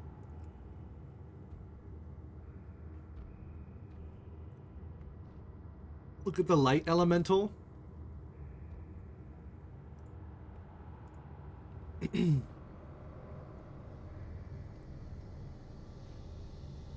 Steam Surger. I have to go back up if you mentioned light elemental. Here we go, radiant elemental. Yeah. There's even roots behind him, guys.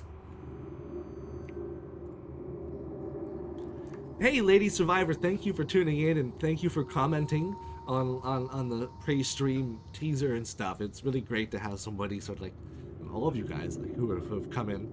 But thank you so much for just showing support and giving me confidence to do this. Comes from the volcano. Maybe it's deep under the volcano. Yes, Ronan, I did find those bats, and they're not even easy to find, hey? There's like, they're up in the corners and stuff. They're just chilling. And yeah, they're like a new bat model I never saw before. Look at these. This is your new zone. This is weirdly. It's like tier. It's like tier a lot, but it's like a Darathi at the same time. Unpale Lasher, some totem stuff. This waygate has a bunch of roots around it. Roots with thorns, no less, folks.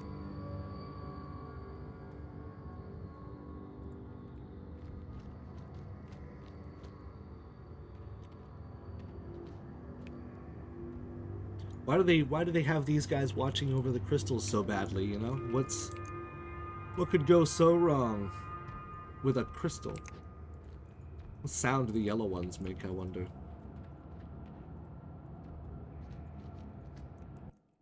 Oh, that's not the concept. It's not very perceivable. But what we got here? A couple more. Primordial glyphs. Even some void stuff, right? Shimmering Tempest. This confirms everything! No, I know, I'm just teasing around. It's just fun to look at, right? I mean, there's certainly... If you can make concept art at the same time as making a card game, you might as well. And that's, I think, pretty... Look at this one. Invocation of Water, guys. Oh, let me close these ones. Hold on.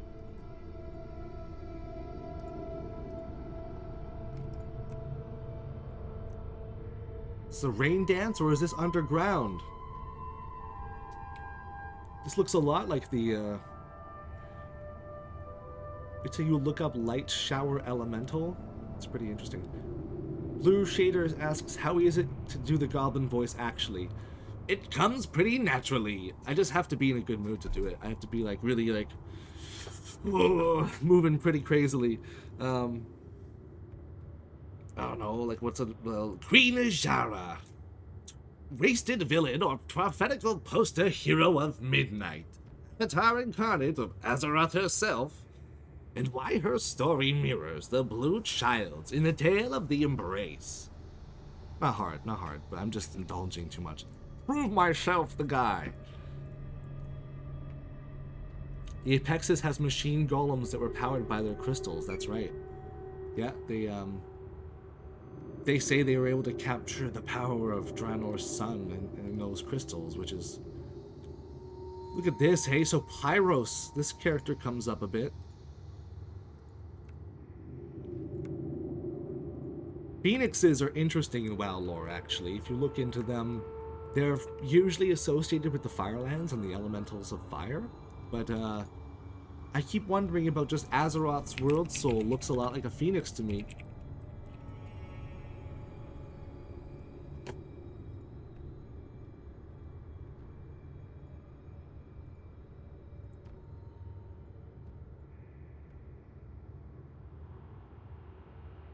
This meteor impact. This is so wacky, I know. It's like, you're thinking about it, guys. It all adds together. This is the one I'm looking for.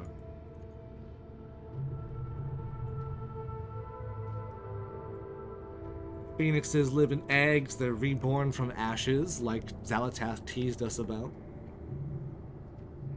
It's Ragnaros in Phoenix form? Oh, okay, okay. I know it's just one Phoenix. Here, I'll pull up Alar. Because you know what? Alar even sounds like a Naaru name, if you ask me. And I've looked at a couple of them. Like, this looks like the Alar. And it's in Tempest Keep. So you see this... And what do... Think about what they do, man. Like... That's pretty interesting. Naaru go from light to void, kind of like a phoenix, how they can be reborn in a way that if they not from ashes per se. So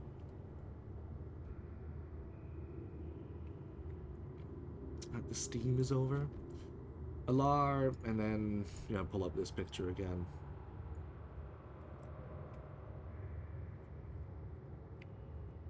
The regular picture of the dang bird.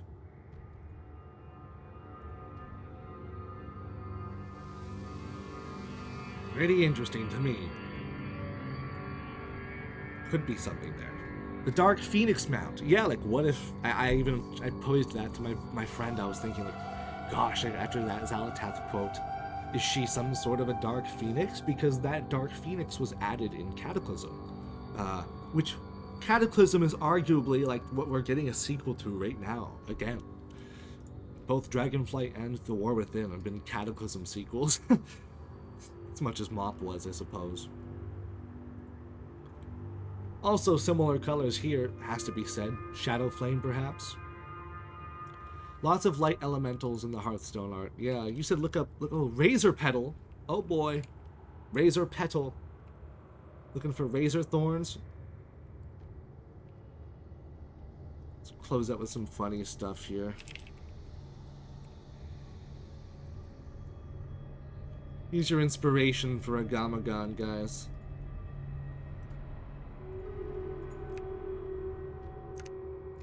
Razor Beast.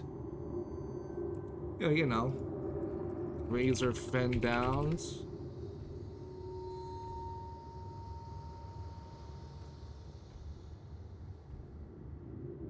I'm not sure where the Quillbore are. Here they are.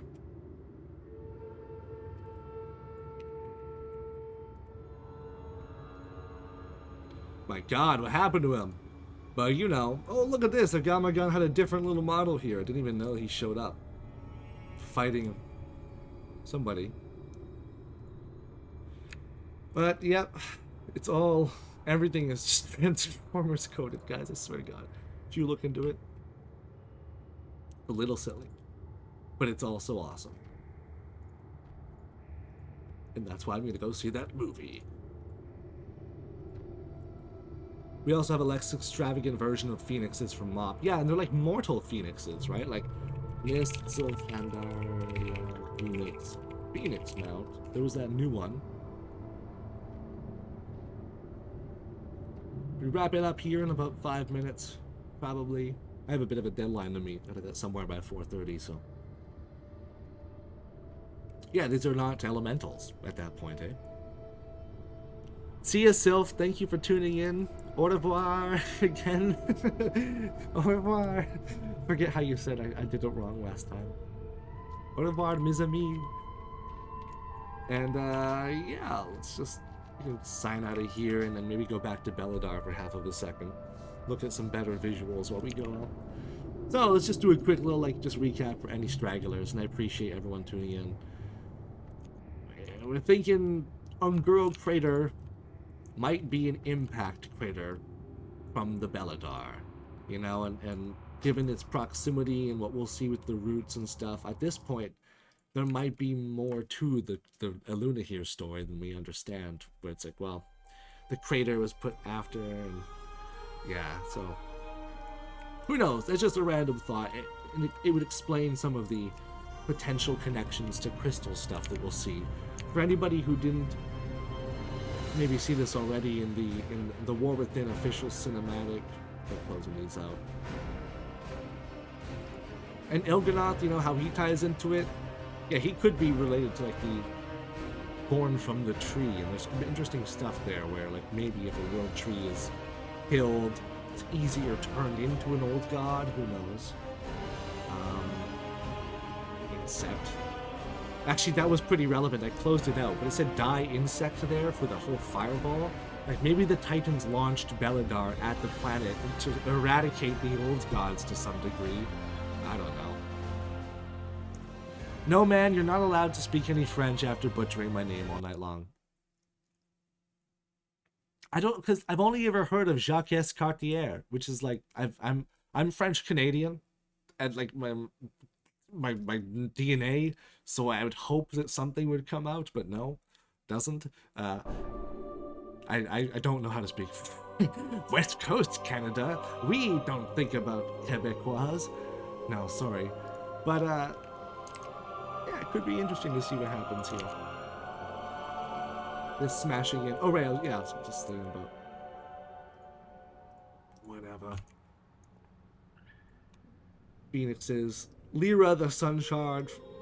If this was to be an Un'Goro crater, mixed with what we saw with the pylons. Charkis Villeneuve. Oh boy, Nicholas Hersant. I might have offended people now. I'm so sorry. I hope you understand.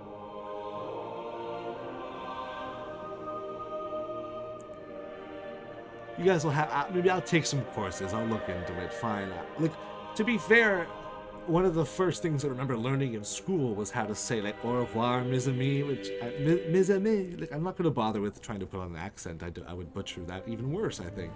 But, hey, at least, say with bonjour. Sorry, no, it'll become like a goblin thing pretty quickly. French goblins, could you imagine? And then what is the Beledar? Guys, it must be a ship, so. Yeah, lovely music in this song. Little light branded root elemental. Alright.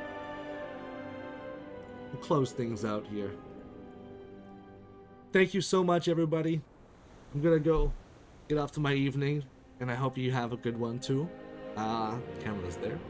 Thank you again. Just, yeah, it's been really fun. I'm gonna try to do these every once in a while when there's something relevant to talk about. I meant to get into the first disc stuff today, but maybe when they release the second disc, we can talk about that and those archive quests. So, oh, that art is great. Not sure which, if you saw the concept art, is what you were talking about.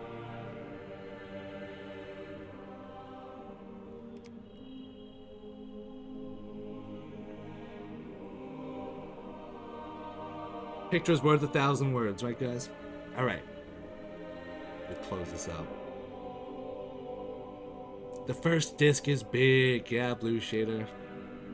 All right, guys. Thank you so